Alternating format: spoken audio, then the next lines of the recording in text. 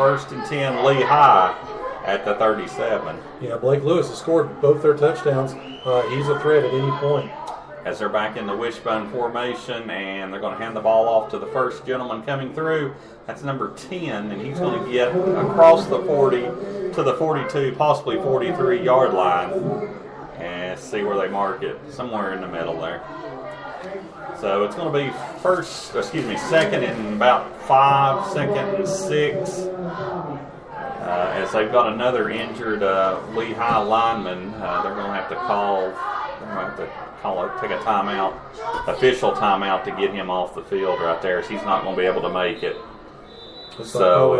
Maybe just a cramp on him. But yeah, he was trying to get back to the huddle, and then he just something with his ankles right there, because he was able to put weight on him, but just a cramp. Yeah. Again, talking about some scores. Again, Union's now up 35-0 over in Bullitt Park over Wise Central. Sullivan South has scored again, 32-0 over Sullivan East. Fort Chiswell has scored again, 33-14 over Tazewell. Chilhowie getting that 50-0 lead. The last report. A lot of these games starting to go into the fourth quarter. Hampton South Green closing in on them. 22-14 is the score there. And again, after 3, that Union game is now in the fourth quarter. Clock is running up at Bullitt Park. So. The injured lead player was Noah Sage. The reason I said that's the second time he's come off with an ankle injury tonight. So he's one of their linemen. We'll see if that affects any of the play there on the line. As they try to run the ball outside, he's going to have to run the ball backwards to get forwards, and he is not going to get forwards, where he is tackled at the 35-yard line. Great defensive play right there. You know who made that tackle? Luke Reed, same gentleman that scored the touchdown. Luke he's getting jacked up now, and he's playing inspired ball again. Gate City with another third down. You know, the first half we gave them penalties to help them out. See if we can hold them here again. Get the ball and grind the clock. 3rd and 12 as Gate City wants their fans to make some noise. He's looking to pass, and it's going to be, the worst thing that could have happened was it was going to be incomplete. We had better coverage on the ball than they did. Great coverage right there again. Jacob Higgs. Jacob had got a concussion a couple of weeks ago. Jacob is playing really good defensive football tonight. So that's the second time he's almost had an interception tonight, but great coverage. It's going to be 4th down. Let's see if Mack's able to return the ball. Again, DeAndre Mack back at the 30-yard line. So let's see if we put any kind of pressure. Would you go for pressure on this, Joe, being an old retired quarterback? No, you don't want to.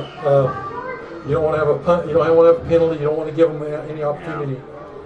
Take the ball. You're playing well on offense. Take the ball once again. Because, if we put together another 6-7 minute drive, there's only 8 minutes left in the game. So, right now, for the first time all year, we've got the lead of a touchdown in the fourth quarter.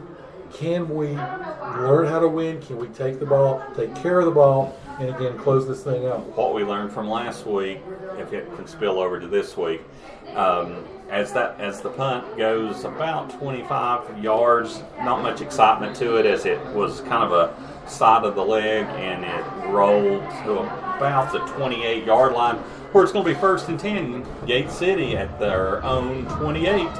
And as we hand the ball off to Tomlinson's going to get to the 30, 35, 40, 41-yard line. That's going to be enough for a Gate City first down. Starting to assert themselves again. You've got Stapleton. You've got that offensive line has done extremely well. It's doing great. And like I said, especially to the left side, they seem to have been getting a lot better runs to the left side, Joe. And a lot of teams are what they call right-handed. They usually will put their best lineman to the right, even though. But anyway, long story. That's another coaching session we'll get into later. But Sally is in at quarterback as he hands the ball off. Is that Reed? That's going to be Reed. It's Reed at the 45. He's across midfield at the 47, 46, down to the 45-yard line. Just as we talked about running to the left side, they run to the right side this time. Didn't really have much containment on that side and was able to get about 7 yards before he was touched.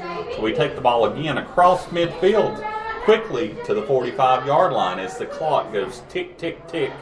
8 minutes, as we say now. 8 minutes to go in the game. Gate City 20, Lehigh 12. First and 10, Gate City from the Lehigh 45-yard line. If you can get them set again, the play clock down to 8. You've got plenty of time. We're going to hand the ball off and straight ahead. That's a straight ahead run for 7 yards, Joe. That's Tomlinson this time. As I don't want to jinx this and something happen, but can Lehigh start getting to be a little tired? They've been out on the field almost the entire second half. For the first time in a while, we're able to assert our physicalness again up front. Ashton Elliott, you were asking about who's winning again. It is 20-12 here in the fourth quarter. 7:15 left. Gate City is driving. Again, they are at the Lehigh 37-yard line. And not only are we broadcasting live on the radio station and streaming, we are also, you can watch the game tonight as we stream it live. So Luke Reed carries the ball 36-yard line. If you may hear some people in the background, there's a lot of excitement going on in the press box here tonight. So, but again, Luke Reed carries the ball across the 40 down to about the 37-yard line.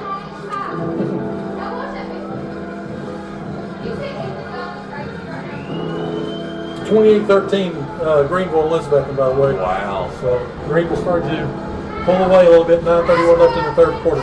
Still closer than I thought. It's going to be third down and a long two. Big time for a good Luke Reed run, but we're going to hand it off to Tomlinson, and it was a good time for a Tomlinson run for a first down as there's punches being thrown as markers are being thrown out there. A lot of that's going to go on Lehigh, I believe. Number 15. Number 15. For the Generals, that's Alex Lowry, their linebacker, and one of our. It looked like they got tangled up, and one pushed the other, and then the Generals pushed it a little more. They're going to have offsetting. They're going to have offsetting personal fouls, and that should be after the play. So hopefully we'll still get the first down because that was for sure after the plays. Yeah, it's first down. It's going to be a dead ball penalty, and again, he was tangled up with Kurt Gibson. Of course, Kurt he goes almost 300 pounds. I don't know if I'd be messing around too much with him at the bottom of the pile. But anyway, they broke even on the penalties, but the pushing, I think we would have won out on. But you don't want to see that. But this is where the excitement and there's so much put into this. The hard 85, 95 degree summer done, or for these moments right here as Gate City has the ball now under 6 minutes, 20-12, first and 10 at the 33-yard line. Gate City under center as we hand the ball off. That's going to be either Reed or Tomlinson, but he only for a gain of maybe 1 or 2 yards. And good ball secured. Security again, that was number 15, John Sally. Both hands on the ball, again with the handoff. Again, so anyway, again, like I said, second down and about 9 here for Gate City. The clock is running. 5:17 left here in the fourth quarter. 20-12 right now. Again, Gate City on the 33-yard line of Lehigh. Again, as you said, the clock runs down close to 5 minutes as it's second down as we run the toss over to Reed. Reed tries to get to the outside. He's going to come up short. He's going to get about 3 yards. Just wasn't able to get to the corner. Good defense by Lehigh. We had blockers out there. It was just a good defensive play to hold him to 3 yards.